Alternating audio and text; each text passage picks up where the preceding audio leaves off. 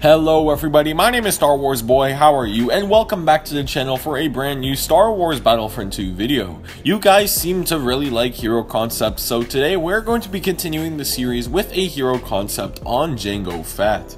Other than Ahsoka and Ventress, Jango really deserved to be added to the game as he would be a really unique character. In this concept, we will go over base stats, then abilities, and finally skins and emotes. So, without further ado, let's get started. Starting off with base stats, and I think 650 would be a really solid health point for any Mandalorian. His health regeneration would be on the higher end at 250 due to his Mandalorian training. His weapon of choice would of course be his Westar 34 blaster pistol. The damage per hit would be 45 to 30 with an overheat after 30 shots. The rate of fire would be 220 rounds per minute, but could be increased when we take a look at one of his abilities. His L1 ability would be a wrist rocket, pretty much identical to Boba's wrist rocket from Battlefront 2015, a single rocket that would pack quite a punch. It would deal 200 damage to infantry and 155 damage to heroes. The cooldown of this ability would be around 15 seconds. This ability would be pretty simple, no effects at all. I thought about making this ability come from his jetpack instead of his wrist, but it would be really unusual seeing the ability again since the rocket itself is part of the jetpack. His R1 ability would be his dual-wield pistols, which would have a 3-second cooldown. When toggled on, Jango switches his highly accurate pistols to dual-wield 2 with faster fire rates but less accuracy, similar to the ARC Troopers. The rate of fire of this ability would be increased to 400 rounds per minute. His middle ability would be Thermal Scanner and would have a 25-second cooldown. This ability would allow Jango to see through walls similarly to Bossk through his helmet viewplate and would remove him from the minimap. This ability would last around 15 seconds and would really let Jango be a lot sneakier.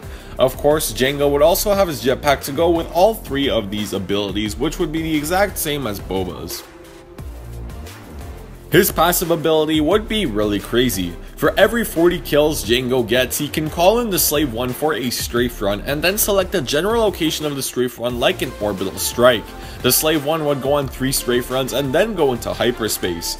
On indoor maps, this ability would still work, but instead of going on a strafe run, the Slave 1 would scramble enemy radars and ability cooldowns in the marked area by Jango Fett for 1 minute. This ability would be pretty powerful, which is why it would have a 40 kill cooldown.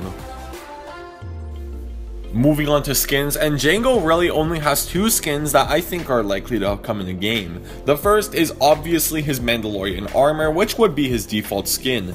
It would show his shiny blue armor, which we all saw in episode 2. His second appearance would be his helmetless skin, which would probably be around 20,000 credits. All this would do is remove Jango's helmet, showing us Jango's face. We saw Jango without his helmet quite often in episode 2, so I don't think this one is a stretch.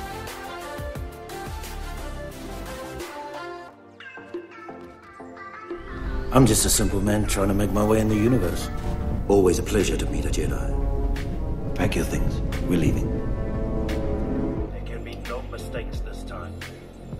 So that is gonna do it for this hero concept, guys. I had a lot of fun making this one, and I really wish Jango was added to the game. If you did enjoy this hero concept, be sure to leave a like and subscribe if you haven't already. See you guys next time. Bye, and may the Force be with you always.